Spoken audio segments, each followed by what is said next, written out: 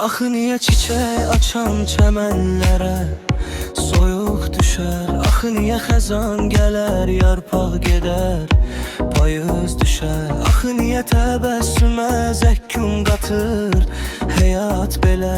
Axı niyə sadə insana kədər belə qəliz düşər?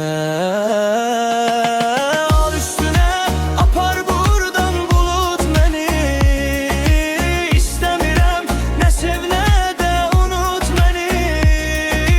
Yuxuma gəl, təsəlli et, ovut məni. Sənsiz ölü, sənlə ruhum qovur məni. Axı niyə yox insanın kölgəsinə etibarı? Axı niyə qıfıllanıb yoxdur qəlbinin açarı? Axı niyə birdən-birə gəlirsən belə yad mənə? Axı niyə sevməyə qəlbimin yox ixtiyarı?